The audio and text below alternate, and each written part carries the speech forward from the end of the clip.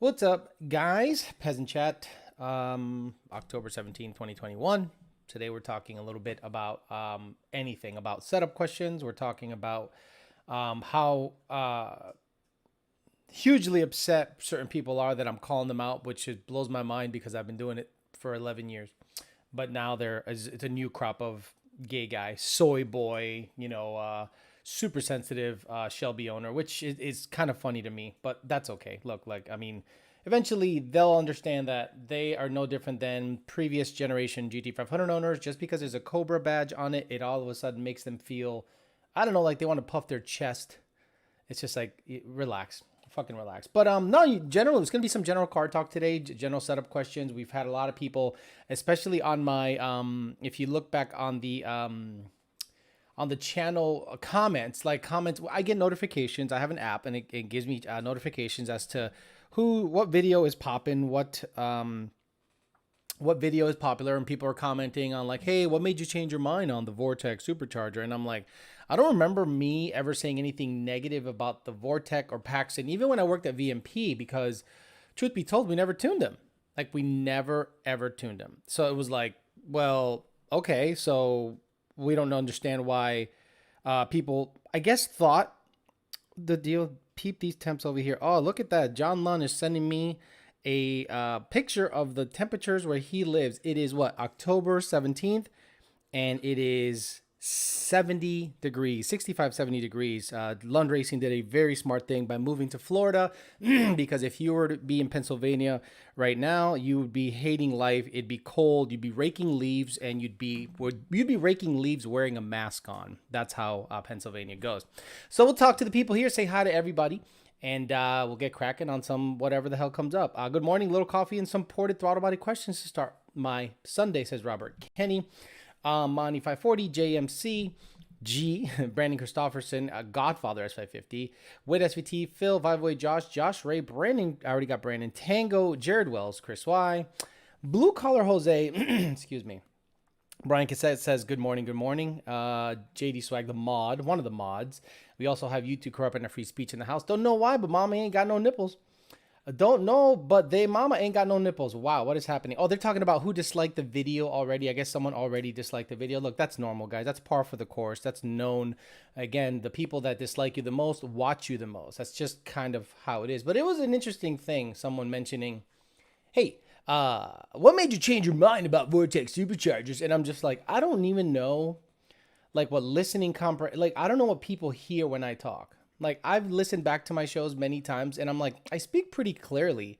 Sometimes I misspeak. Like the other day, I said 8 times 4 is 24, and I'm like, yeah, that's not right. It was, 320, but I was like, whatever, or 32, because I said 80 times 40, or 80 times 4. And, little things like that. But in terms of, like, what I say, people, I think, just hear whatever they want to hear, and I honestly think people are just getting dumber, or they're just not paying attention. Like, a lot of people are not paying attention, and I've been tuning for 6 years, right? It's not getting better. It's getting way worse. The clientele, the people, the interaction is getting insanely worse. I remember when I started, people would ask simple questions and they asked me my opinion, and then I would be nice enough to, try to guide them a little bit. But now it's gotten to the point of being adversarial, especially based on ignorance. People are out there making cold air intakes that have collapsing elbows, and then they want us to tune them. And then when we say, hey, that intake is no good, because we've been saying that forever. Okay, I'm not going to include anyone else in this. I've been saying that certain cold air intakes suck based on the consistency of the manufacturing. They suck, but you guys buy them anyway. Okay, so then when I tune them and there's issues, you guys are mind blown. You guys are like, wait a minute, what? There's an issue? I'm like, yeah, just like I told you in the beginning of this email that there's going to be an issue tuning this thing. And then, of course, they go to social media. I have seen guys do that all the time. And I think social media has actually made people lazy, less likely to do proper research, and they take whatever is said in social media as gospel, like absolute gospel. If someone with a hair of credibility, a hair, like I know tuners that should not even be speaking, they should probably be sucking dick for money, but they're somehow tuning in this industry. And they're out there saying something, and then people run with it without even actually verifying if it's the truth.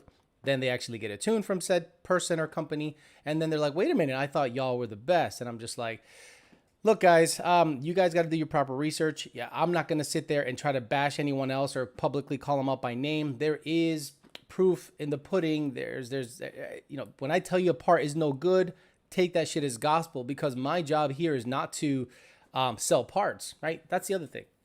I'm not pushing parts. I don't sell parts. I don't give a fuck about parts. If I was selling parts and I'm telling you another part, like a competitor, the negative sell, was no good, then, y'all could be like, all right, I see his angle, but I have no dog in this fight. I just want your car to run the best as possible, because I need to get you out of my life as soon as possible. Once a tune comes in, send it, boom, boom, boom, boom, get out of my life. Not in a negative way. It's like, now go enjoy your vehicle. But the people get addicted to modifying. And they think they're going to find another cold air intake that makes magically 10 more horsepower. It's not. Then they're going to find another intake they think, has more torque. It doesn't. Most cold air intakes that have an open air element over 100 millimeter perform pretty much the same on a stock Coyote. But for whatever reason, you listen to a guy that put it on a dyno, you listen to a guy that put it on a draggy, like that fucking matters. And all of a sudden you guys are like, yeah, that's the one. See, that's the one I got to get. Meanwhile, you're $900 to $1,200 into cold air intakes. Blows my mind. Absolutely blows my mind. But that's kind of how the cookie crumbles. And honestly, it makes you not want to even be in this industry. You're just like, not because you dislike it. It's because you could have less stress doing something else. You get burnt out. That's the best way to put it. You get burnt out of dealing with these people, and you don't want to wake up early Monday morning and get excited for work, because you're going to have a fight with somebody. Someone's going to say something stupid, and you just get burnt out of the process. So you're just like, but it pays well, so that's why I'm here. 40 degrees this morning in Wisconsin, bitcho. That sucks for you. 40 degrees. I heard there's a big cold front coming through. Blue collar Jose says, Bato, what's your take on the insurance companies denying claims based on any modification done even wheels? I'm okay with it. This is why. I've seen what you guys are doing to these cars. Hold on. Hold on, please. Please hold.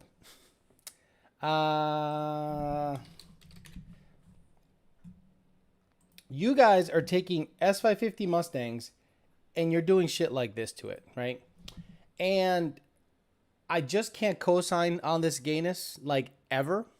Like, you'll never catch me dead co-signing on stuff like this. This is so fucking stupid. Like, I get it. It looks cool stationary. And when you park the car, looks cool. But if you're actually stupid enough to drive this at this ride height on the street, then you deserve to get called out for being a fucking idiot. If you have your stanced gay shit like this, okay, now let's say, for instance, you did something to the car that vastly changed how it drives. Have you guys driven an S550 in bone stock form in the rain? In the rain. Guys, it's scary. Like, let's be honest. These Mustangs are not super stable vehicles when it's a little bit wet outside. Someone said awesome bagged. Oh, stop it with your awesome. Like, even if it's a little bit sketchy outside, these cars are fucking weird. They like a lot of grip. To me, in my opinion, the Mustang is not a great daily driver for that exact same reason. Now, what I'm talking about is semi-aggressive driving. If you're driving like a grandma and you put it in rain mode, I'm telling you, you will absolutely have no issue. But it is a performance vehicle, so a lot of you guys think it's a little moist outside. Hey, yo.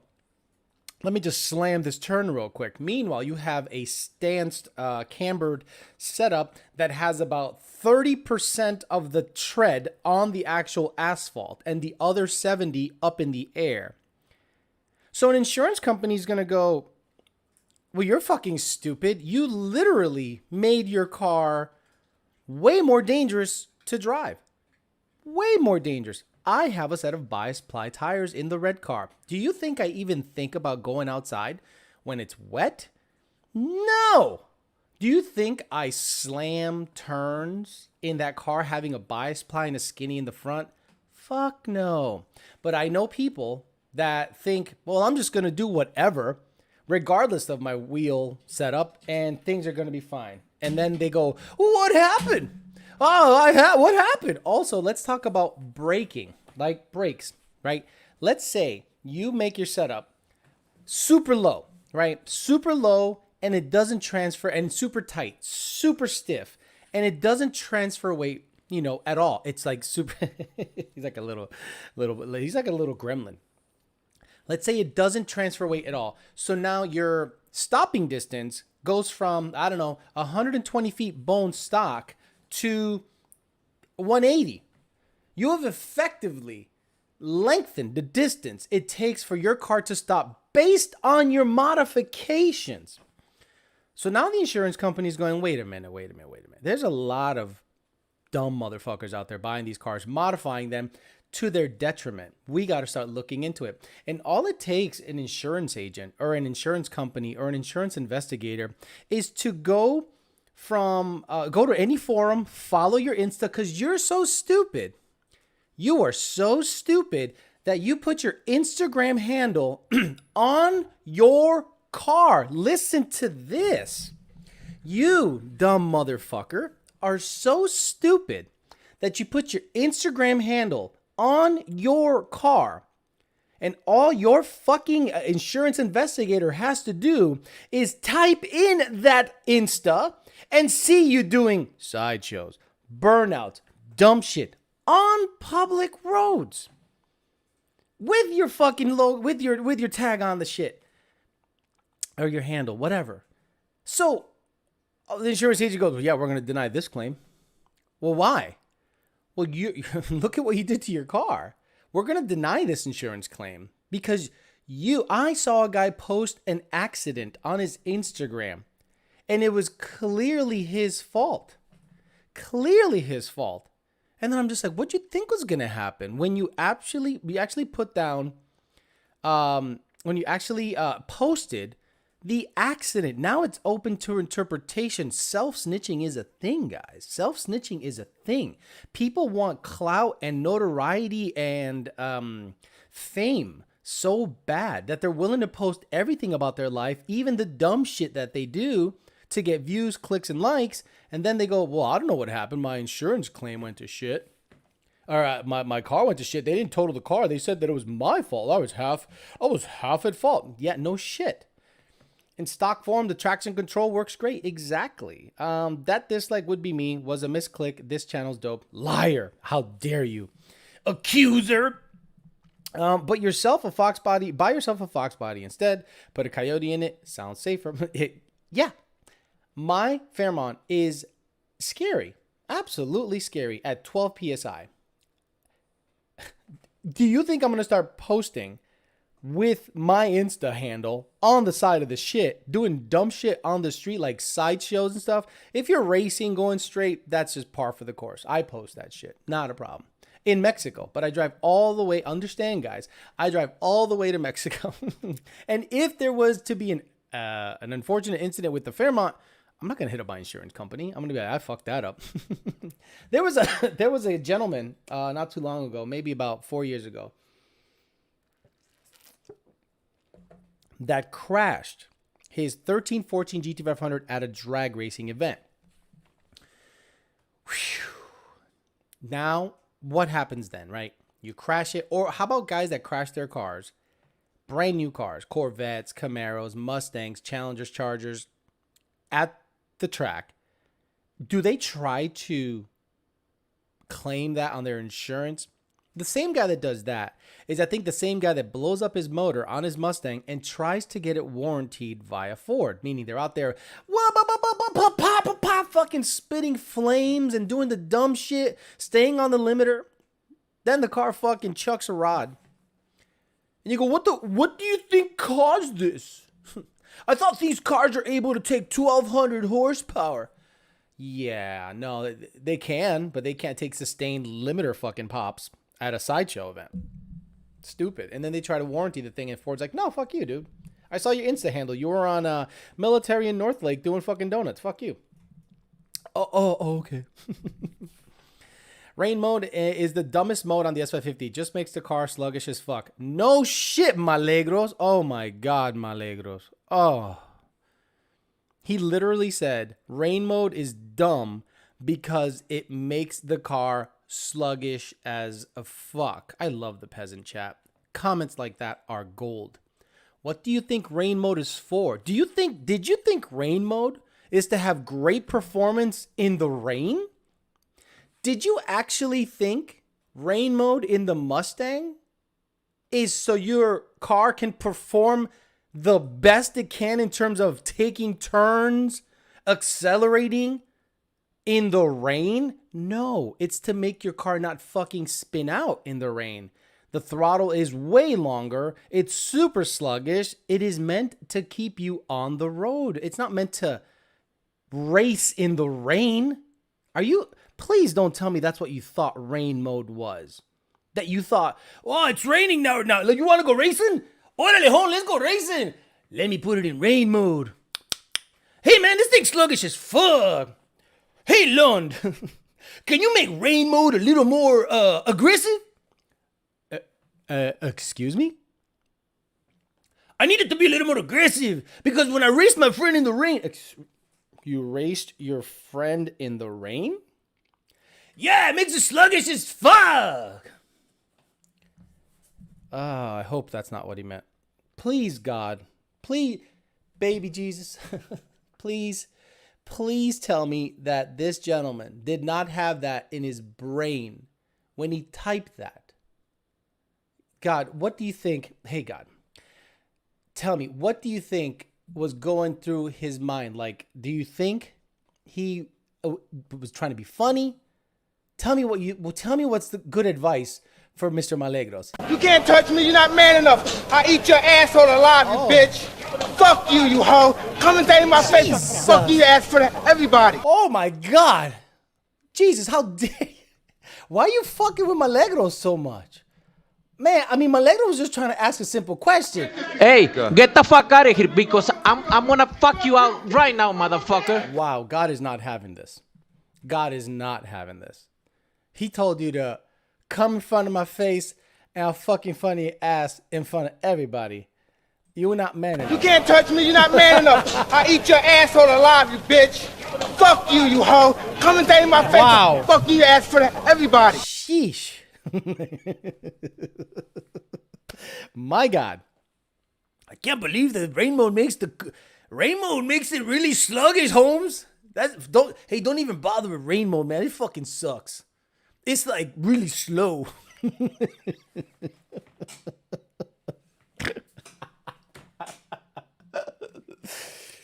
Yeah, that's what it's supposed to do.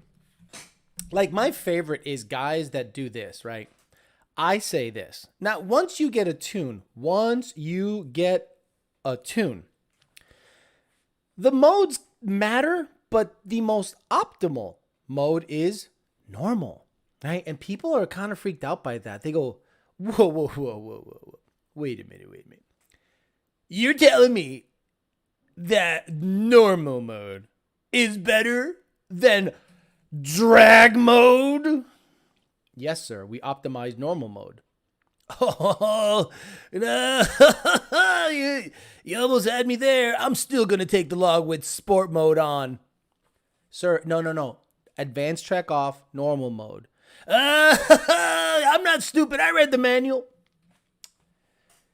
And then I go, hey, your throttle shut mid-pull. Yeah, I went wide open throttle and it just shut the throttle midway through the pull. So I don't know what's going on.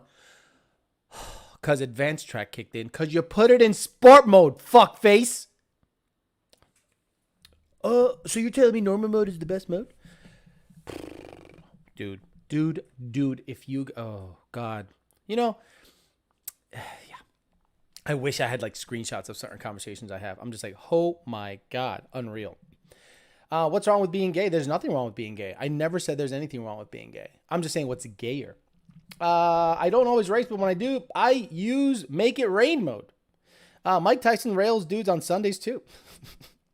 Almost as slow as their previous cars, Honda Civic. I thought rain mode gave me all the traction. My salesman lied to me. Hate that dude. Try driving bone stock base model S550s in the snow. Probs of Mustangs being only vehicles. So Jacob Zaka. A lot of you guys are probably not even aware of this. But this is probably the best tire I've ever tried on a Mustang with 100 pounds in the back. Guys, Bridgestone Blizzaks are like life. If you're if you live in the snow or whatever, guys, there is nothing that compares to a Bridgestone Blizzak. It is just dumb. Very good. My ex-girlfriend had a 2-valve. That's right. You know why I rail on 2 valves? Because I've have experience with them. And I bought her a set of Bridgestone Blizzaks all the way around for the winter. We bought an extra set of wheels, bullet style wheels. We put them on. And once around October came around, bam, we slapped them bitches on. And I put 100 pounds in the trunk, 2 sandbags of 50 pounds each. Dude, that thing was unstoppable. Unstoppable. It would dig right in and just go. Obviously, no burnouts. Obviously, performance in the dry wasn't great. But in the snow, this bitch never got stuck. Ever. Thing was unbelievable. So do yourself a favor. Bridgestone Blizzak, some weight in the back. And forget any mode. Butt mode. Usually burn out. I don't usually burn out in the water box, but when I do, I'm in rain mode. Orderly Holmes, I think the best way to do a burnout is when you get to the water box, put it in rain mode because it's wet. And then, what? Hey, it doesn't want to burn out. I don't know. Maybe it's the tune. Side note, Ford should make big cubic inch Coyote and dominate it all. They won't. Remember everyone fucking making a big deal about the iron block Coyote? Remember that? Everyone's like, oh, iron block Coyote's the future. Then the 5.2 Predator came out and no one gave 2 fucking shits. No one gave 2 shits. Look at this article from December 18, 2019. Ford now makes cast iron Coyote black for yeah, because drag racers don't give a fuck about weight, right? Drag racers just want iron block. You fucking dumbass. No, they're always gonna go aluminum. This engine, nicknamed the Werewolf, isn't your average iron block. The material is class 50 iron, meaning it's a lot stronger, aka a lot heavier. Changes to the design are 12mm head bolt holes, billet steel main caps, drilled hole passages, and raised crankcase ceiling to create more clearance on rods. And no one gave a shit. This is 2019. 2 years ago. No one cared. Why? Because the 5.2 Predator block came out. Oh, geez, I can't spell block for shit. God damn. Blowack. Heyo. The 5.2 Predator block came out, and people were going, I don't even need to sleeve this motherfucker. I don't even need to sleeve it. It's got beef. Look it's got beef around the shit. You ain't got to do much to it. This one's obviously sleeved. But you ain't got to do much to this motherfucker. You just put it on and go, right? And people were just like, yeah, motherfuck. This is, there you go, a non-sleeved Predator block right here. And you see how it has a bunch of beef around the cylinder itself, meaning it's almost supported. If you have a Gen 3, so this is a Gen 3. Okay, good. This is a good example. I believe this is a Gen 3. So this is a Gen 3 block. And you see how it has, you know, voids, you know, then right here, that looks sus, that looks sus, that looks sus, that looks sus. And then if you go back and look at how beefy all the way around the Predator block is, that's why you start seeing 2020 GT500 Mustangs making 1100 wheel without any special sleeves because it's Billy Badass. But all of a sudden people were like, oh, iron Coyote, it's the truth. Shut the fuck up. Have you seen the new Dave Chappelle special? Absolutely. Mike Miniback Man, Blizzaks for the win in Massachusetts. Blizzaks are life. You know there's 2 things you're going to do in the wintertime if you live in Massachusetts or the Northeast. You're going to rake leaves and you're going to buy Blizzaks. And you got to get your Husqvarna, Toro, or Ariens snow thrower ready to go. Your snow thrower has to be ready. You're out there warming that bitch up. Okay, she's ready. Make sure the pins are in. Man, you're fucking ready to go. It's life in Massachusetts. I fucking hate Massachusetts. In Brazil, in school, just learn speak. I not speak English. Great tire for the winter. You can get studded tires also. Gotcha. But some places outlaw studded tires because it rips up the road. You don't know tires until you've had factory studded Nokians hack 910s, bro. Got it. Rain mode in the burnout box. Love it. Jay Rubin, if the Coyote changes in size, the future will most likely get smaller. Exactly. And we've talked about that. We've talked about cafe standards. We talked about mile per gallon standards. We've talked about ICE vehicles making less power. Supposedly the 2022 Mustang makes less horsepower because they had to, I'm sure, cork it to basically say, hey, you know, it meets EPA regulations. So let me read a quick article here for you guys. For years available, the 5-liter Mustang came with 460 horsepower, according to a report from Muscle Cars and Trucks, which was confirmed by Ford spokesperson. Ford will be making changes to the power ratings of the available V8 engine that results in less power. The change is because of emissions regulations. One more time, guys. The change is because of emissions regulation. The outlet claims that Ford sent the memo to dealers with this news. In statement, Road Track Ford spokesperson confirmed that the change was made because of the changes to the emissions regulations. Changes were made to meet more stringent LEV3 regulatory emissions requirements that resulted in horsepower reduction for the 5-liter engine, said the spokesperson to the outlet. Now, we know that with tuning and aftermarket stuff, you can bring that power right back. But for consumers, this means the 2022 Mustang and Mach 1 will arrive with less horsepower than before. For the upcoming model year, 5-liter engine will make 450 and 410 pound-feet of torque, so 10 less horse. And the Mach 1 will be 470 and 410. These figures represent a decrease of 10 horsepower, 10 foot-pounds. I guarantee it's like a resonator, guys. So I wouldn't stress it. They didn't make the engine displace less horse, they didn't actually change the motor, in my opinion. I think they basically stuffed an extra catalytic converter in it or something. You know what I mean? That's what I think they did. They did something due to emissions and the calibration. Understand that, guys. Ford can limit the power in the calibration. That's how it works. You can just say, instead of 25 degrees of timing, let's give it 23 and cap it there.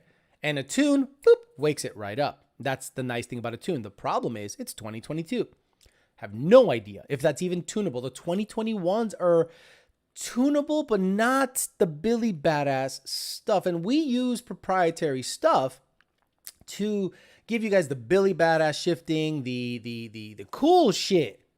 But now we're limited. So now 2022, we're going to be even more limited. So just like I said before, Gen 2 is King Daddy. Ask any tuner. Gen 2 is King Daddy. And if he doesn't think it's King Daddy, he doesn't know shit about tuning. Arian Olson became a bitch level member. Thank you, sir. Do you know of anybody that fixes N-gauges? My buddy touchscreen went out. Maybe thinking about buying an N-gauge with no unlocks left and switching the screens if that's even possible. If you can find another N-gauge, brother, have at it. Try to do it yourself. We do not. I mean, you can hit up Nardi on the ticket system if you're Lund tuned. Okay.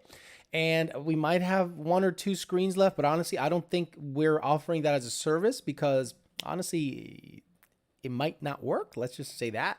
So, but hit up Nardi in the ticket system and see if he can help, or at least, excuse me, point you in the right direction.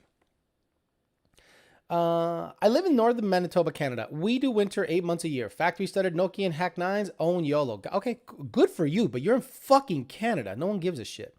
They used Eurospec resonator near the midpipe. There you go. That's all it is, guys. It's an exhaust. Like, don't freak out. You know how many messages I got on Instagram? Oh, I can't believe that they fucking lowered the horse. It's a fucking exhaust mod, dude. Relax. You're gonna go to fucking. You're gonna buy headers that don't have rear O2 bungs because you're a fucking genius, right? And you're gonna put it in with dumps and glass packs or some kind of MagnaFlow straight through muffler and do the NA bullshit. So don't worry about the 10 horsepower. It'll come right back once you hack your bullshit. Don't expect the tuner to turn any lights off though. Connor Hobson, who's a member, says first time catching a live. Feels good to give a like on time. Thank you, Connor. I appreciate that very much. Okay. We got, oh, wow, yeah, a lot of comments. Let me get all the way to the bottom to make sure I'm caught up. Sounds like the same Euro spec export 5-liter noise emissions. Exactly. Not like they dropped the compression ratio to 7-1. LOL. Like in the late 70s and 80s. Exactly. Everyone's like, oh my God, what did they change to make less power? An exhaust mod.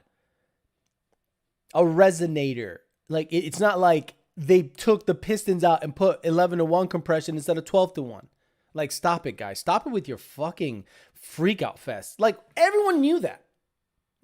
Like I'm sitting back and they're like, Ford announces that the new Mustang will have 10 less horsepower. And I'm sitting on my phone swiping right. And I'm like, oh, they probably put a bigger, a more restrictive resonator in there. Cool.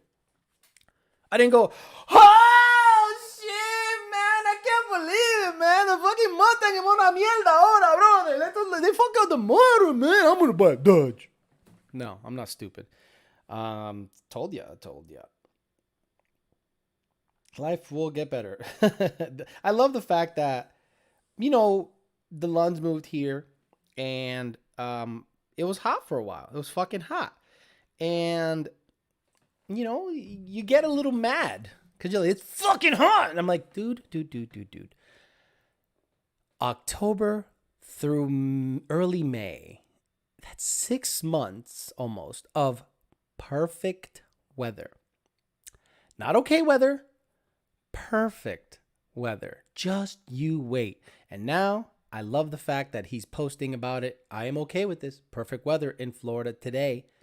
Whew. Good for him. I'm glad he's happy because it matters. Your tuning triangle video got me thinking. Is the newer stuff harder to tune because the guys at the top aren't sharing? Ding, ding, ding. Anthony, you got it. The tuning triangle video made people think the most wrong shit. The top of the triangle is Ford. The top of the triangle is Ford. Everyone from there down is not Ford. It's people affiliated, know somebody that knows somebody, right? So the guys at the top, someone needs, some help. All of a sudden, things trickle down.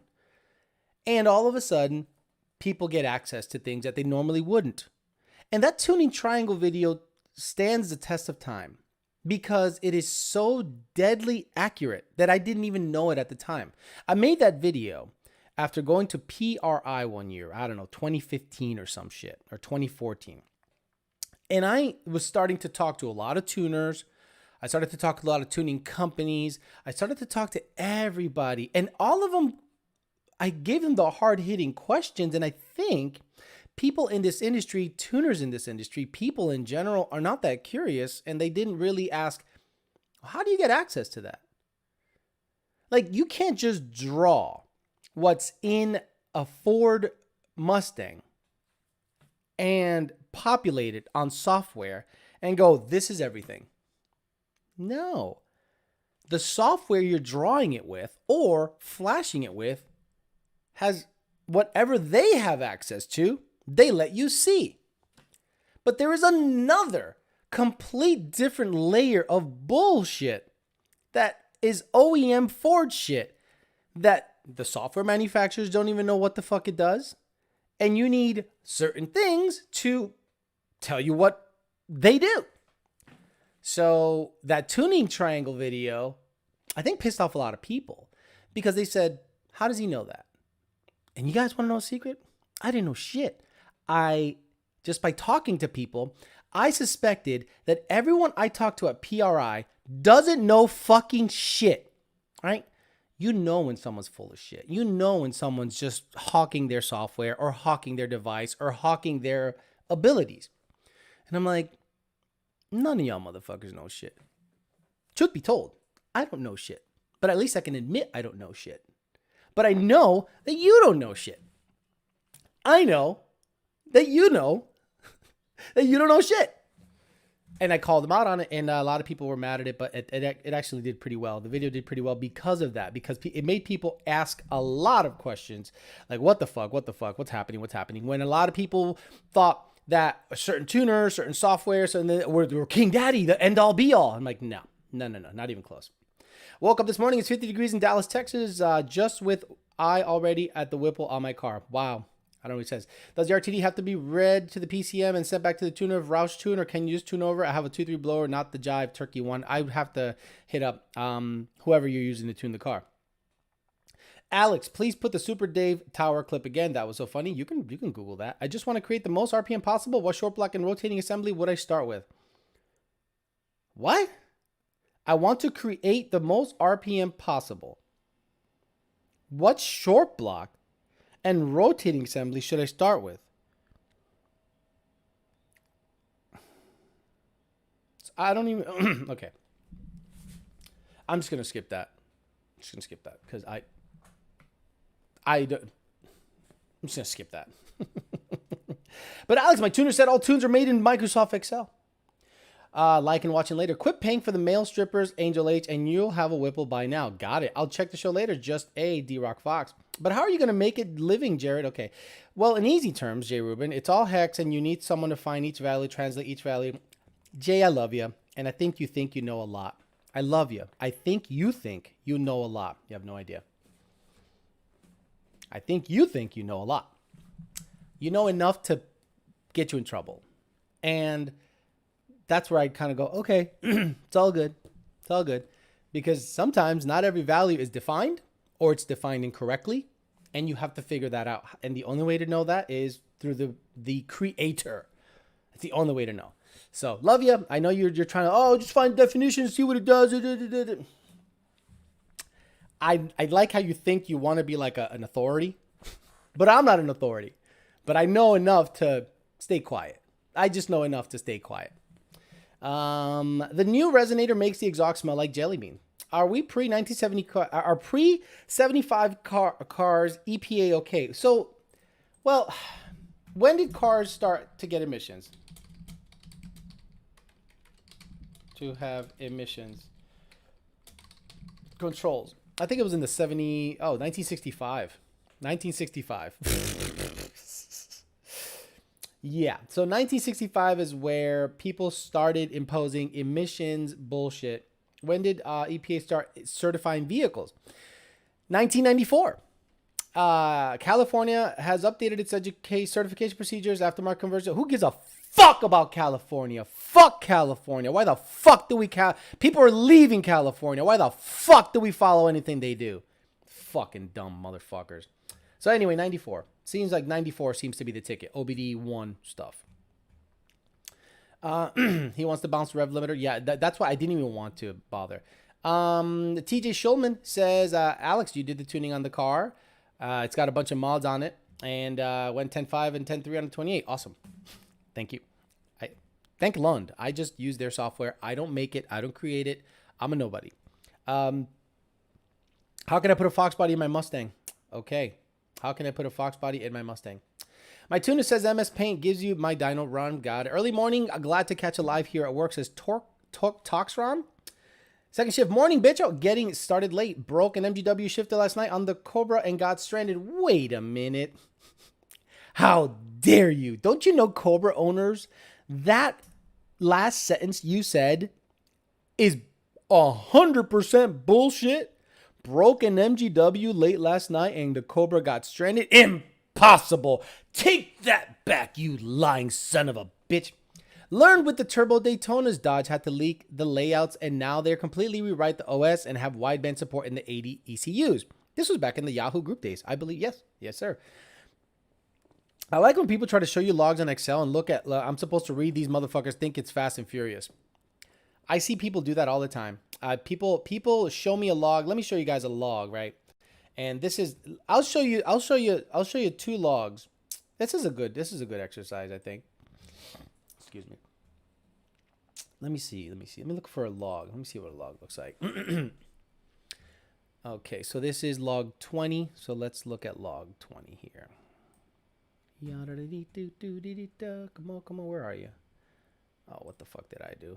Don't save. There we go.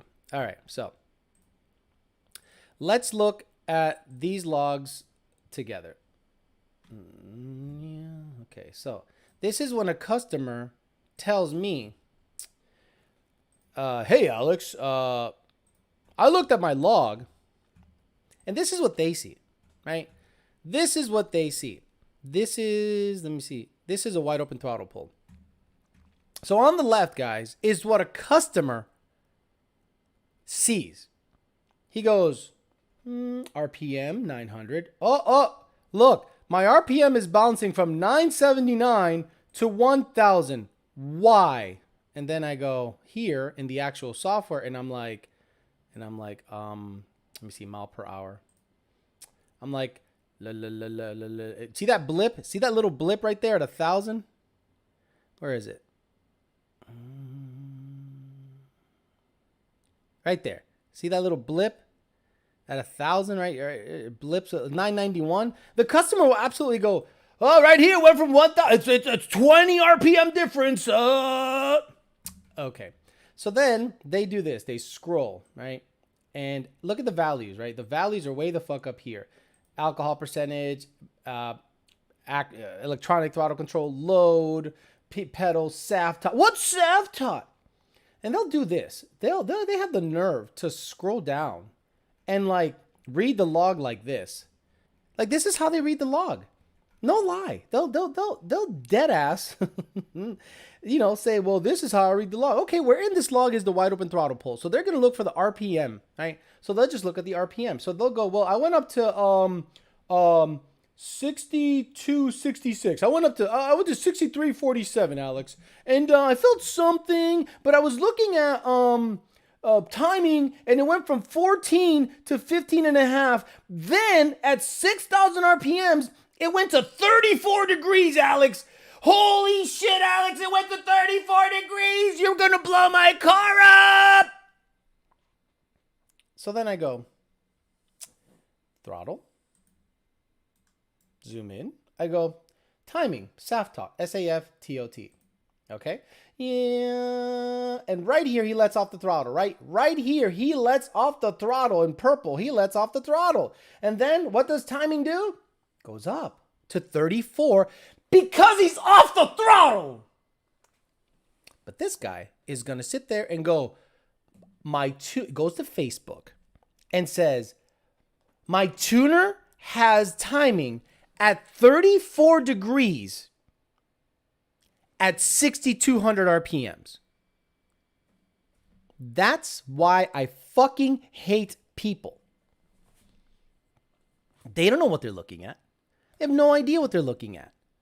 But then you have to go there and explain to them that you don't know what you're looking at. Then they go, whoa, I'm an engineer.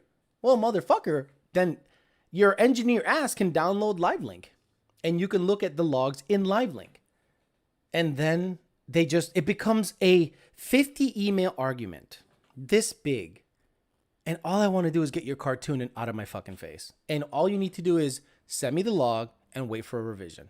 Or wait for me to tell you if I see any issues. Imagine that 20 to 30 times a day, and that's a third of your customers. That day. Like you got 90. And then a third want to argue with you about something they saw in the data log. And I just can't. No, you get burnt out real fast. Dating channel tonight, or did I miss it yesterday? You missed it yesterday. All the timing. I just trusted tune. Why would you act like you know how to read the data? Hey, Alex, having a radar detector plugged in and when parked overnight draw enough power to power out cam and mess with my learned throttle position? No. No. It'll drain your battery, but why would it erase your keep alive memory? How would it reset cam? How would a radar detector plugged into your car reset cam? Explain that one to me. Facebook Mustang groups have made me realize how brain dead people can be. Let's go, Brandon, says my guess. My tune is showing less timing for 0.001 of a second in Excel. Exactly. I saw knock be an issue. Sorry, that's negative. Yeah, but I want to make sure it's positive. You want positive knock? Yes, because I wanted to add timing. Adding is positive, negative is removing. I'm like, oh my God, you're fucking stupid. Like, it's backwards. You have it backwards, sir. Oh, shoot, I got to check that puppy out that was with Eaton Express setup or Whipple. Okay, it's actually annoying seeing this. Can't imagine emailing them. Let's go, Brandon. Yeah. Juan Resendez says, my timing chain in my 2.0 T Audi is sitting at -3 degrees of timing. So now, the other thing is locked cam cars, right? So a locked cam car is the cams are degreed, and if the cams are degreed by somebody that actually knows what they're doing, if you're not aware of center lines and how cams are degreed, you will look at you'll look at a log, you'll look at a data log, and you'll go, hey, the intake cam bank to bank is 6 degrees different, and then the customer should, and this happened to me, should call the engine builder. And the engine builder goes, yes, we noticed that too, but it is the actual center line of the cams that it's off a little bit, and the phaser shows that it's off 6 degrees, but we have ensured that they're where they need to be because they're locked and we are not using VCT. Okay, then I take the engine builder for his word, plain and simple. But if the engine builder gave me a bunk answer, like, well, I don't know what you're talking about, we agreed to versus, I know what I'm, no. If he actually verified that with the car running, the sensors are picking up a 6 degree difference, but you know for a fact and double and triple check that everything is kosher, then I believe you and I just tune away. That's the nice thing about lock cam coyotes. I don't give a fuck about the cams. I don't even look at the cams. That's the most beautiful aspect. Similar to a GT500, right? I'm sorry, up to a Trinity GT500. 2020 is different. But GT500s, I don't look at the cams. I don't even fucking bother looking at cams are probably in the wrong spot. Talk to your engine builder. Bye-bye. I can't move them. I love when GT500 owners ask me for a ghost cam tune. That's my favorite time of year. When a GT500 owner goes, so I've heard a lot about this ghost cam tune. Can I get one of those? And my simple answer is, sir, you have locked cams and no VCT, so I cannot give you a ghost cam tune. And they go, wait a minute, I thought it was timing and fuel. I'm like, timing and fuel? Who told you that? So I guarantee there's a guy at a Kroger parking lot, Home Depot parking lot, Winn-Dixie, Publix, Costco meat. And he goes, oh, the Ghost Cam 2 is fucking gay. All they do is run it really rich and it chops. Okay, got it, buddy. Hey, Alex, what's the most you would push a set of ID 1050s on E85? What generation vehicle? Ryan Sloan White, what generation vehicle? Gen 3, over 1,000. Gen 1 and 2, 800, 850, no higher. Log it, send it, wait for the reply, and follow what they say. Exactly. Cody Allen says, coming on to give you my like for the day. Thank you very much, sir. 2 chicks, 1 cup, got it. JR10 says, I love the geniuses demanding more timing. All the sauce, stupid, who weren't here in 2011 when multiple number 8s were popping weekly in forum land. Remember that, guys? Do you guys remember?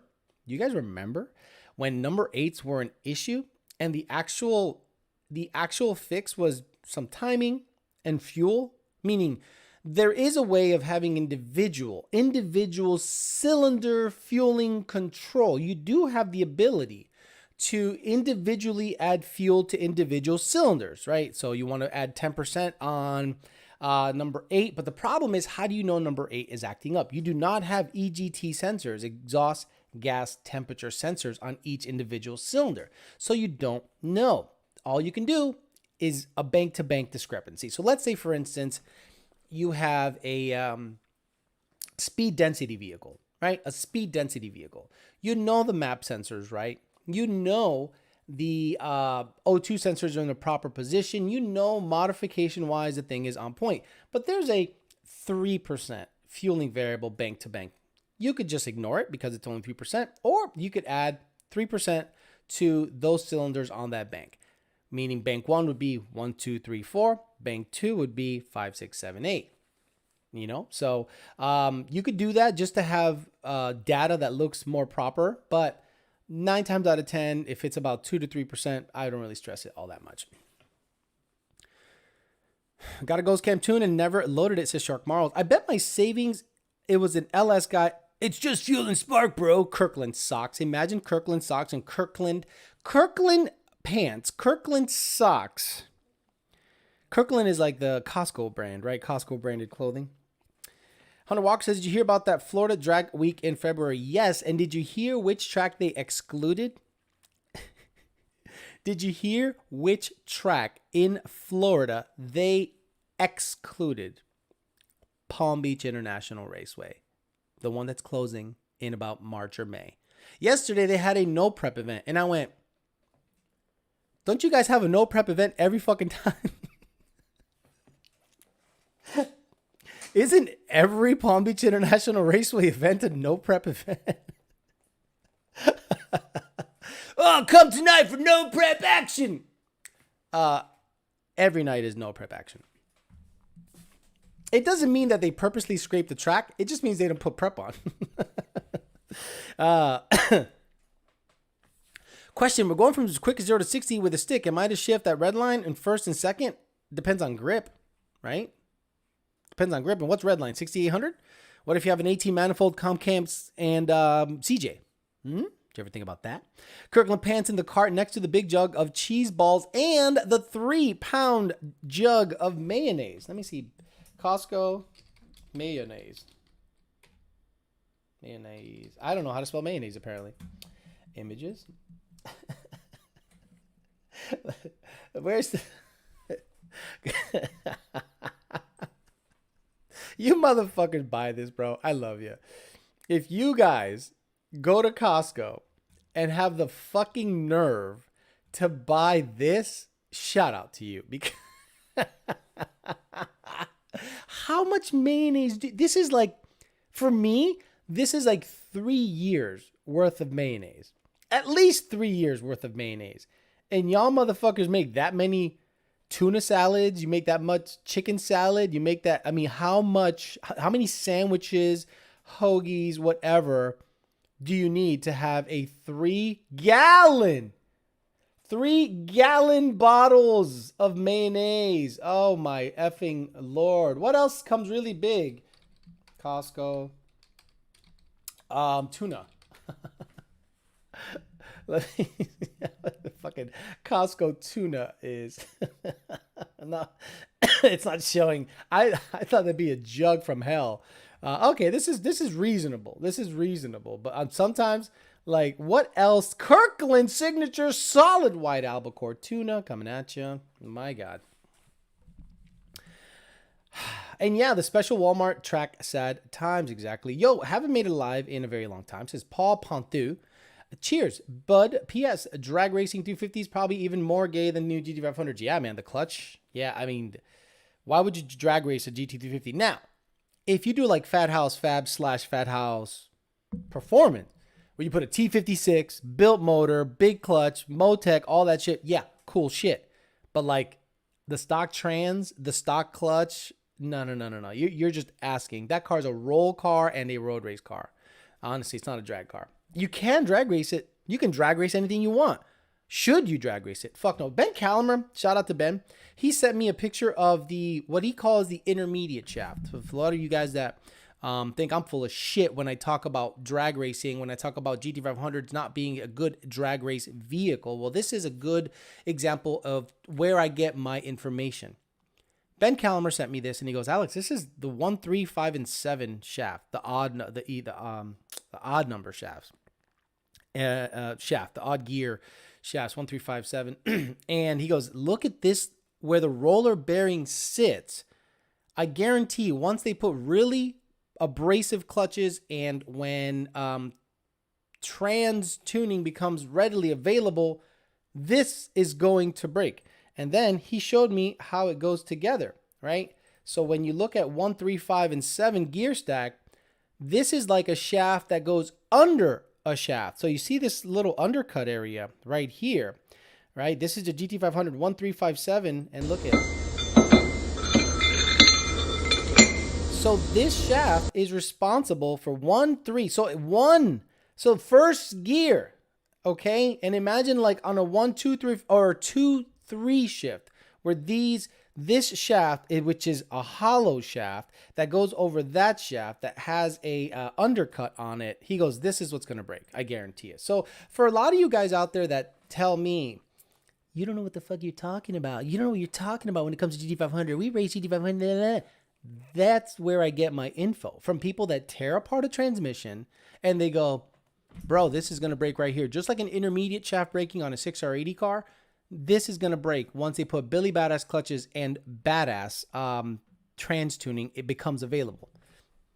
So, yeah, you might think I'm full of shit. Yeah, you might dislike me. Yeah, you might think I don't know what the fuck I'm talking about. But there you go, motherfucker. I get my information from people that actually tear down equipment and assess it properly based on experience and knowledge. So, fuck you. What would you be comfortable pushing the Gen 2 car with a Whipple setup before you would consider it dangerous? Over 850. Anything over 850, 875, almost 900, you're pretty much, you're pretty much, where is it? You're pretty much close to danger zone. Exactly. I've seen people use mayo for French fries. That's disgusting. People bought like 5 when the pandemic began. What's up, Alex? Late to the show, but always supporting. Thank you, sir. When Dale Jr. got the Hellsman scheme, I bet the sales for those went through the roof. Coming in at the end of the stream, gonna have to watch the recap.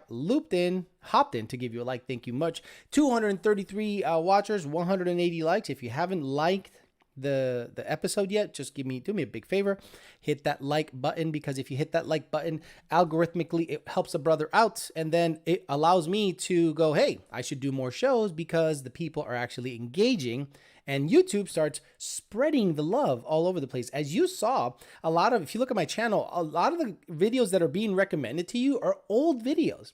So YouTube algorithmically goes, let me just dump more stuff out there for the people, and they start pushing the channel. I make more money. I get motivated I'm going to release a video today. Right after this, I'm going to sit down and finish editing a video of me literally just prepping the GT500 to the track. I'm going to change the spark plugs. I changed the oil, but I didn't show me changing the oil because that's weird. But I'm going to show you, hey, this is the oil I use. This is the filter I use. I change it. I don't show you me changing it. Then I do replace the spark plugs, show you the current state of the spark plugs after about 12 runs, right? That's a good thing to show. Spark plugs after 12 runs and 3 dyno pulls. And then I'll re-gap and reinstall new plugs in it. I'll show you how the MSD wires into a GT500, how the harness is laid out under the coil cover or the coil retention cover. And then you'll get some sounds, sights, all that shit. I think it'll be a nice 15-minute video just for filler for your Sunday. I'll probably release it today at 8 o'clock just so that it can hit its peak viewing time and just to get, regular videos out there to the people. I'm also going to replace the pulley. My starter switch on the GT500 on the Fairmont, decided to get stuck in the on position, drained the battery.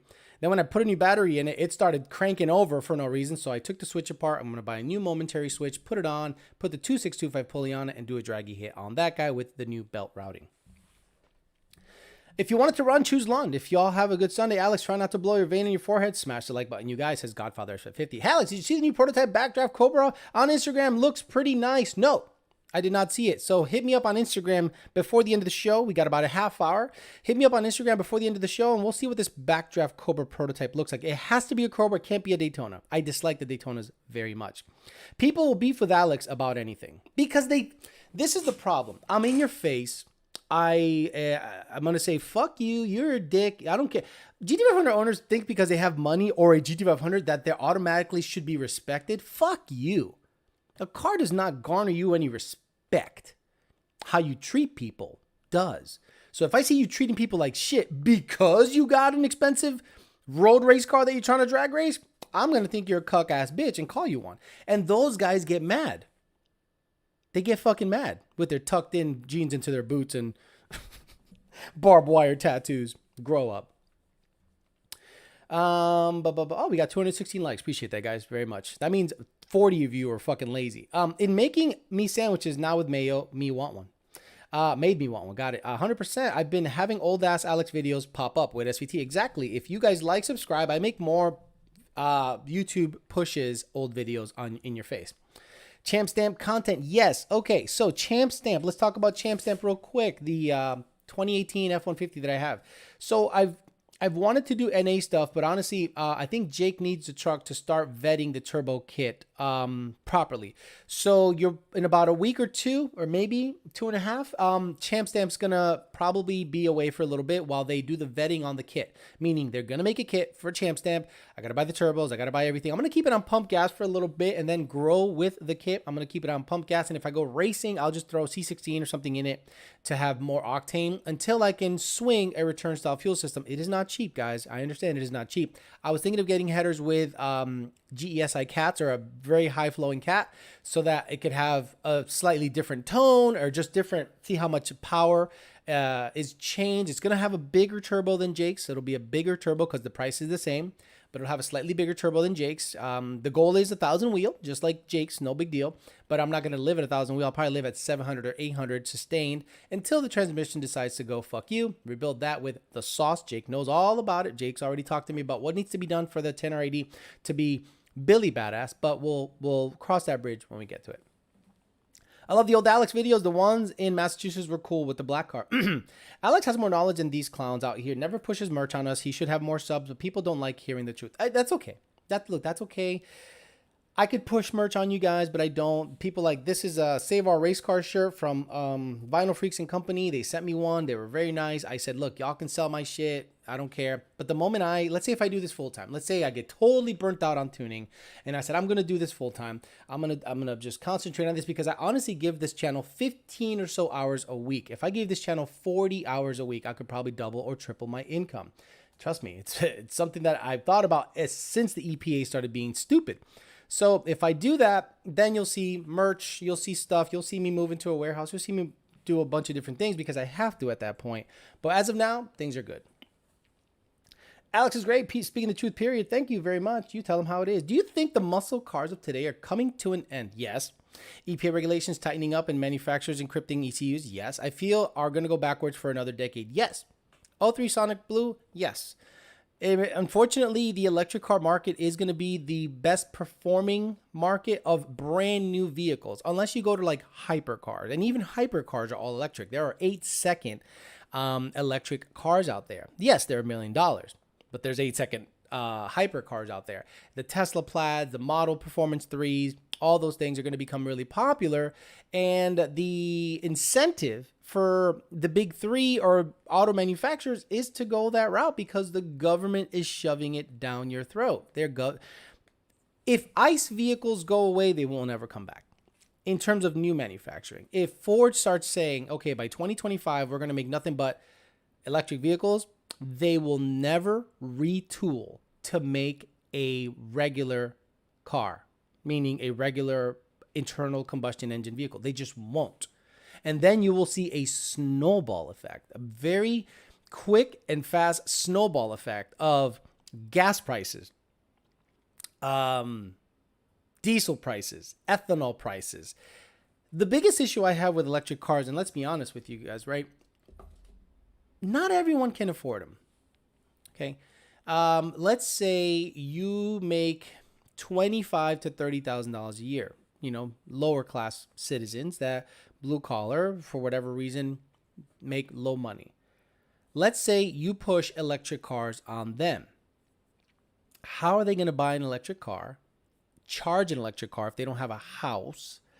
They probably can't swing, or they can't. I know people that have a jalopy and just get to and from work, barely get to and from work. The car sounds like it's going to rattle itself apart. And I feel for people like that. There's people in this complex that I help out once in a while with their cars, with tire changes, just dumb little things that do you know how much, like when you have a jack and you can jack your car up and put it on a jack stand and change your own wheel and tire with your Milwaukee tools, bam, bam, bam, bam, bam.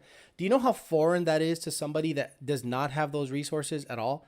You know how foreign it is to have a air compressor that plugs into your battery and fills up their tire quickly? So people like that, you know, there's a lot of people in my complex, and I have two garages that I'm out there with you know, messing with the cars, and they go, damn it, you know, do you mind if I'll borrow your air pump? And I'm like, wait a minute. If your tire went flat, then you probably have a flat. The guy comes over, brings a tire over, and he has a nail dead center. And I'm like, I'm sorry, he brings a car over, and I'm like, you know, I go, jack it up, zing it out, and I have it in my hands. It's a little Toyota Tercel or Corolla, little Corolla. And I'm looking at it, and then I see there's a nail in the center. And I go, you have a nail in your tire. And he's like, can't you just fill it up? I go, it's going to go flat again. Luckily, I had a flat repair kit, one of those worm things. Did that, cut it, filled it up. The dude was like beyond himself.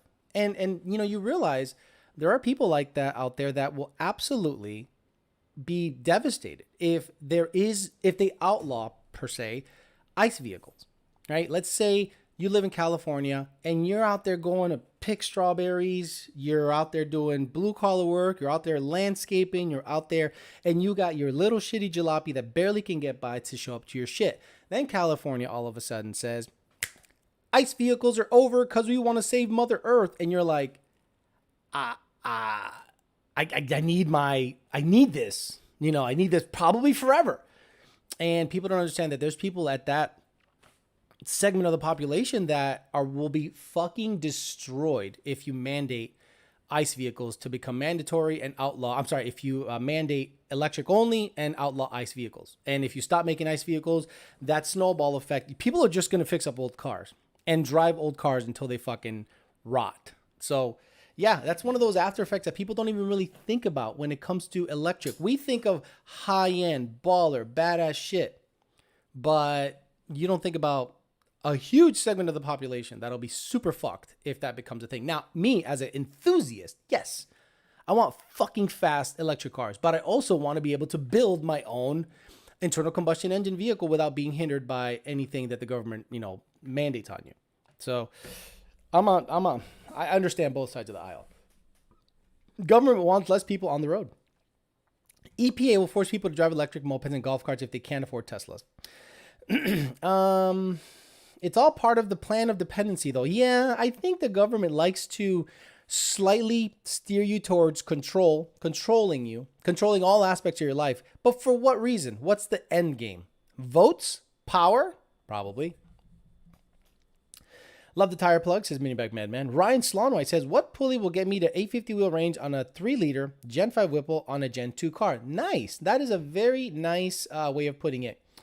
So I think like a 3.125 with a stock lower, like a 3.125 or a 3.2. I think a 3.2 pulley on a front feed Whipple is what? 15 PSI or so? That'll be probably close to 850, depending on how healthy your motor is, because a 69 millimeter pulley on a 2.3 Roush stock lower E85 is like 800, high 7s, 8. So a 3.125 or a 3.2, 3.2, 3.1 should be pretty close. Alex, the government can just print more money and people can buy electric cars. I love that. I love that argument. And you're right, Jason. He's being tongue in cheek. When people just say, why don't they just print more money? Print more money.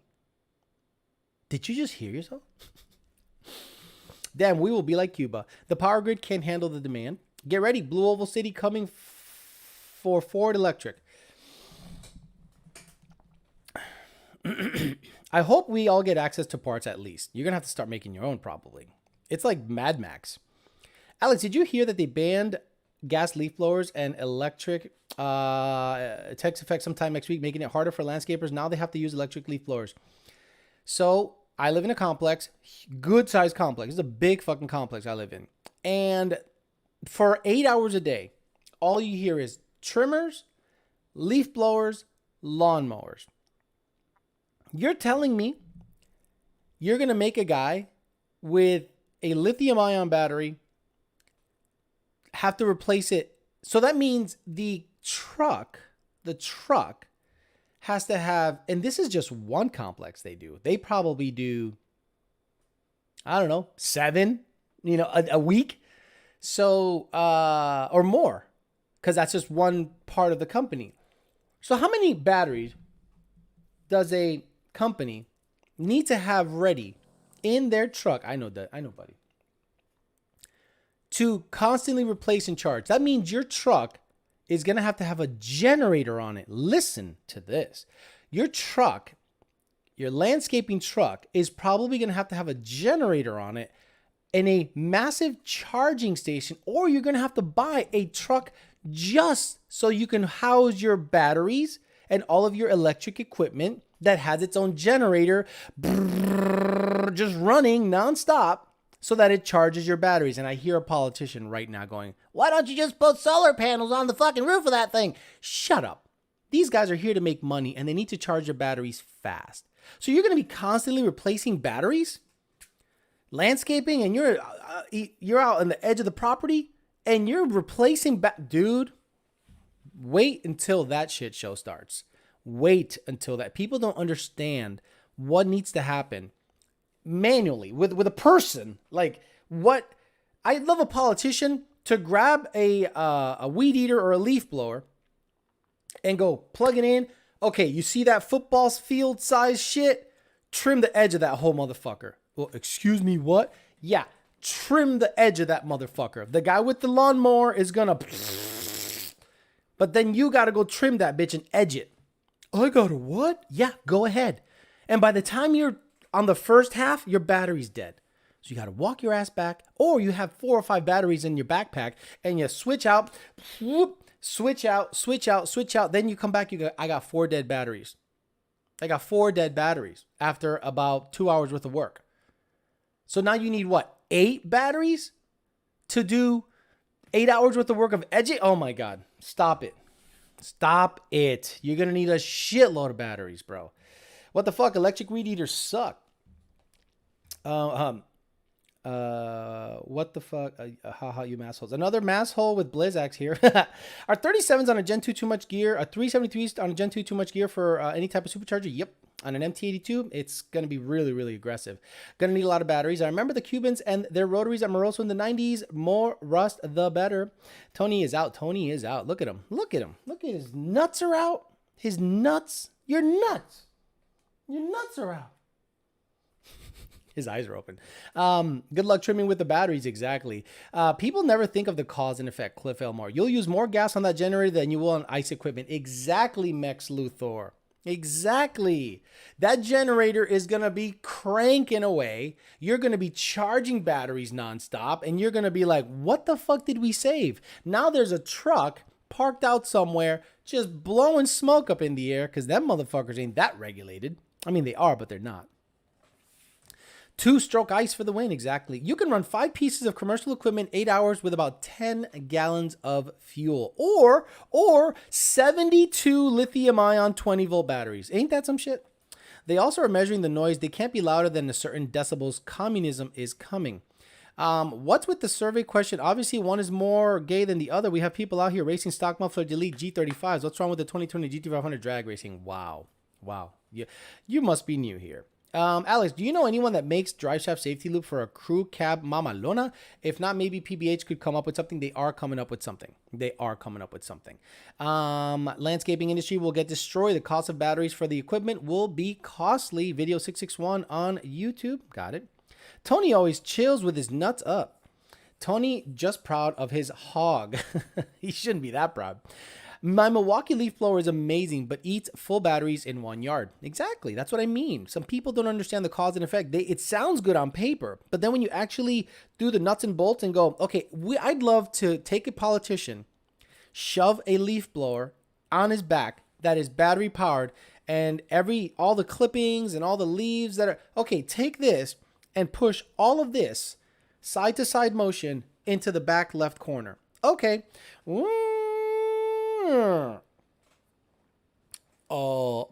Excuse me, what happened? You're out of battery, asshole. Grab another one and get it. Oh, okay. Takes the backpack off. Takes the battery out, puts a new battery in. A couple minutes later, bitch is dead. And then Jose has, yes, I'm racist, has already brought his pile over there and is working on a second pile. Stupid motherfuckers. And he's just like, fucking chilling. Unreal. California is banning gas-powered lawnmowers. Got that. Gonna be a lot of tall grass. They missed because they got tired of changing batteries. I'm not sure if it's on YouTube, but it was literally 4 hours ago. What are you talking about, 661 Racing? Did you race somebody? Where's 661? 661 saying some shit? 661 here? These nuts? I don't know what he's talking about. 661's here, but I don't know what he's talking about. Yeah, whatever. The new F-150 is a mobile generator. The new F-150 is a mobile generator. New go-to landscaping truck. Maybe. But now you're going to drain the battery of the F-150? Then you can't get home. Good luck running your HVAC chillers in your homes and companies while everyone is changing their cars. No, not DJ. Some gypsy Hellcat I raced. Did you win? The drive shaft safety loop is for the F-150. Okay, we're talking. So someone on Instagram hit me up, so I want to see what they sent me on Instagram. And I think they sent me the backdraft Cobra thing. Let me see. I want to make sure I get all. You called it. What did I call? 10R80 50 CJ bolt-ons on street tires versus Shelby GT500. Uh-oh. Uh-oh. Uh-oh. Uh-oh. Uh-oh.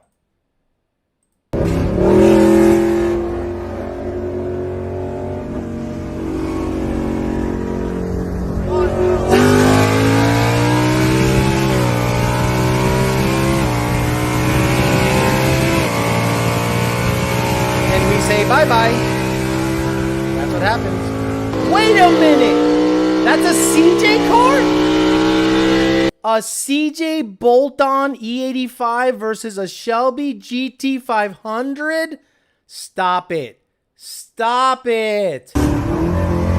No. No. Just like I said it would. Okay. Oh my Lord. And we say bye-bye. Dude! A CJ NA beating a GT500 760 horsepower. Rest in peace. Listen to those ships. Hey, whoever's tuning it, it's all good. It's all good. It's all good. I knew it. A CJ. What the fuck are you doing?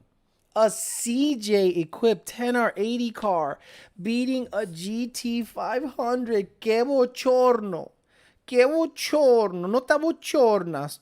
Tú no te bochornas, cabrón. Oh my God, bro.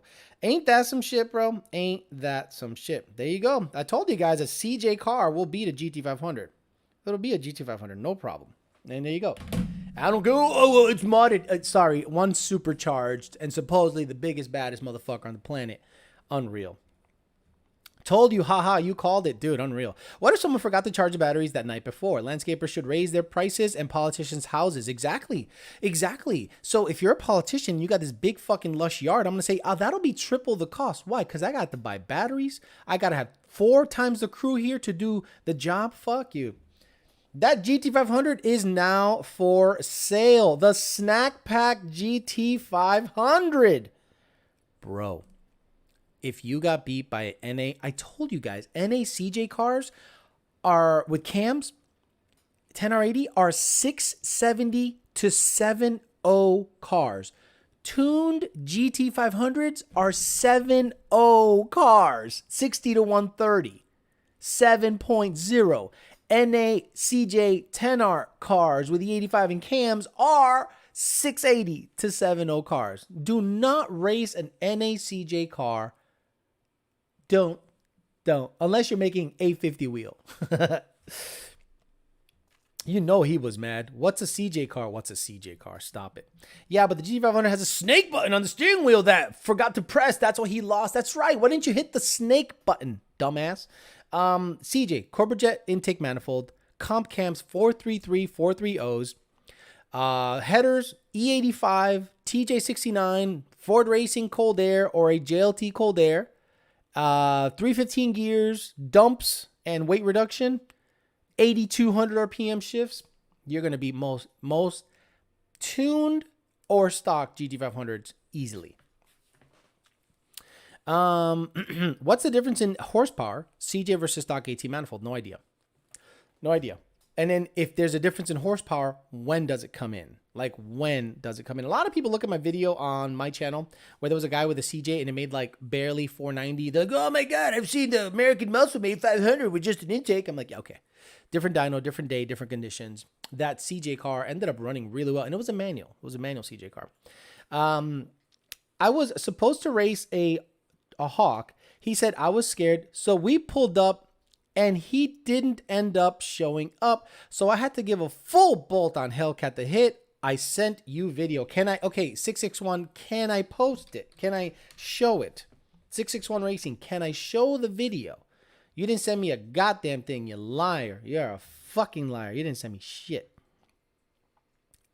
Nope, you didn't send me a goddamn thing. You're a liar. You accuser.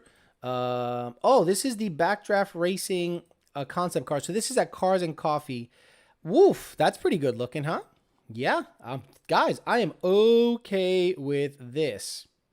A hard top Backdraft Cobra, wide body. Imagine a Coyote twin turbo. See, someone's going to steal my fucking idea, man. It's going to piss me off, but that's okay.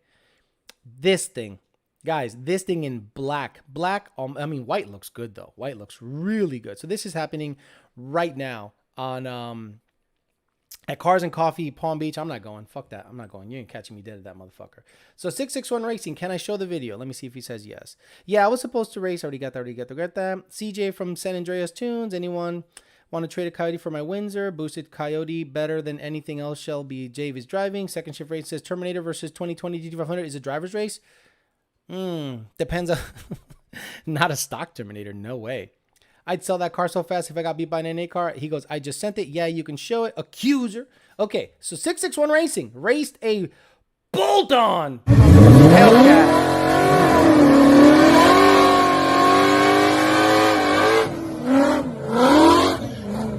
I love that this guy just races everybody. He gave him the hit, too. Oh, come on, pedal fast. There you go. Fuck me. Pedal. So it's time to get yourself some like you have slicks. Why aren't you racing with slicks, dude? You have slicks. Oh, they hit the limiter. Congrats though. Yeah, you can show it. Got it. Accuser. Got it. Damn, Putti. That's a badass looking car, but that is a bad bitch, guys. The backdraft, let me see, backdraft concept. That's what I mean. I want a stupid Cobra. I hit backdraft concept and it fucking showed me an actual fire. Let me see. Backdraft, hard top concept. Yeah, man. I mean, but that one was wide body. These are just regular shits you've guys seen a million times. So that bitch is bad. But you gotta understand, that's $100,000+. That's $100,000+. Big boy money, man.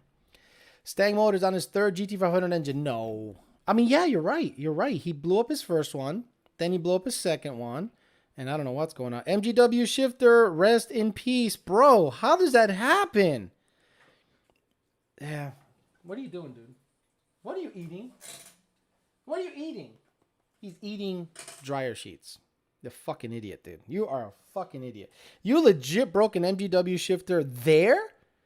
I'm not going to show it because I don't want to show. MGW probably thinks I hate them, but I'm like, I'm not a fan of MGW, not because their shit breaks. I just don't like how the shifter feels.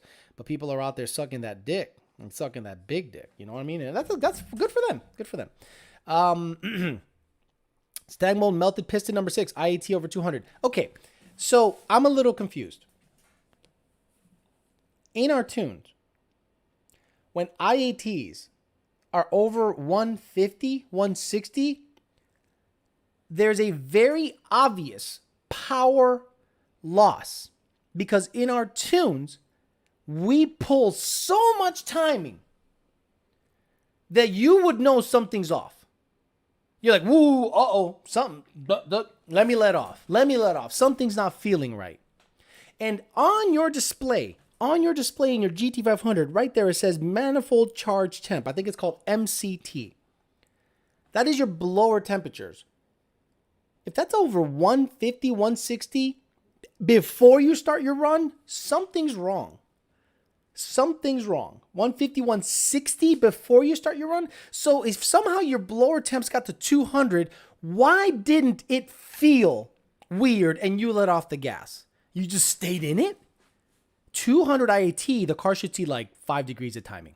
10, maybe 10 degrees of timing. You'd be like, uh-oh, something feels off. I wouldn't stay in it if something feels off. The GT500, when the first time I went down the track, it stuttered and popped all the way. Oh, I let off. Something's wrong. It went like an 890, and I was like, something's off. Come back, change the plugs, launch the car, fucking clean all the way down the bitch. And I'm like, oh, it was the plugs. So if you got 200 IATs and your car did not experience massive power loss to the tune of like 200 horse, I question many things. Finally met Cuban last night. We went with like 3 guys, and him and his boys were helping us. Yeah, Cuban's good fucking dude, bro. Cuban's a good ass dude. People can talk shit on him on the whole Jeep thing, but when it comes down to his character, it's good. It's only Instagram, probably 150K for just the body. Exactly. It's only on Instagram. Wow. Sent proof of broken MGW IG for the Cobra Boys. Oh, okay, good. So this is for the Cobra Boys, because the Cobra Boys will be like, yo, man, MGW never breaks, man. You're just a fucking hater, bro. You probably did something stupid, bro. You probably don't know how to fucking drive. And Second Shift Racing's like, nah, fuck you, bro. I got broken parts. So there you go. Here's the broken bottom. All right, fuck it, I'll show it, because it ain't me. Yep. And dude, how did it break there? Boy, you must have manhandled that mother, but still shouldn't break. There's like an undercut area, and I wonder if it's just not enough material there. There's just not enough material. There's a lot of leverage. That's the kind of the problem with this whole design. It's good because it has a lot of leverage, but down here there has to be a lot more meat. Hey yo, where's the beef? Do you know what I'm saying? All right, we got a couple minutes left, and I'll get the fuck out of here. Start my day. Start my day meaning fuck with the Fairmont and sweat my ass off some more. Yeah, he did stay in it. I watched the video. Why do you stay in it? Why do you stay in it? It's obviously down on power, unless it wasn't. You know what I mean? I've seen where the government shut down Stang Mode's giveaway. I don't know what you're talking about. I don't know what's happening. Bondobird, you said it and I didn't. Sounds like there's some safety features turned off in the tune. Exactly. There are parts in the tune when the car leans out, we make it so that it is obvious. So if you're like, like that laying over, you ignore it and you stay in it, that's on you. So when a manifold charge temp gets over 160, 170, it should pull so much timing that your car should go whoop and lay over. It should lay the fuck over. If someone raised up the IAT retard function, que vaya con Dios. LNM said it was something with the cooling. Oh, I bet it was something with the cooling. What did you do? He looks suspect. He always, when he runs away like that, he does something, like he chews something or does something stupid. With a big enough lever, I can move the earth. I got your meat down here. Got it. That's why the other tuning company doesn't know what they're doing. Saw a guy pop a cylinder after one pass and slam the limiter at 10R80. Yeah, that's on you. I'm not saying that. I'm just literally doing that.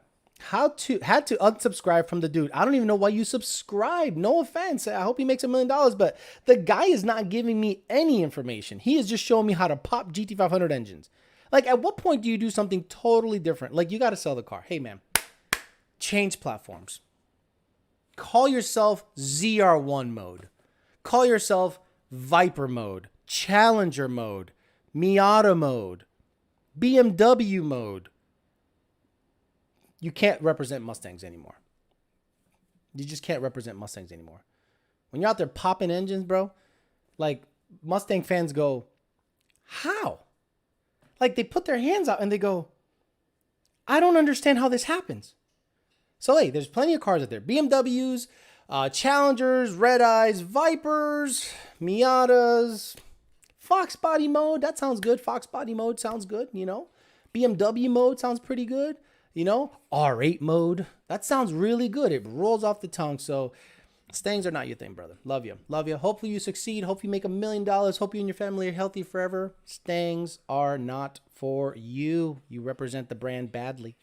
I apologize. You represent the brand badly.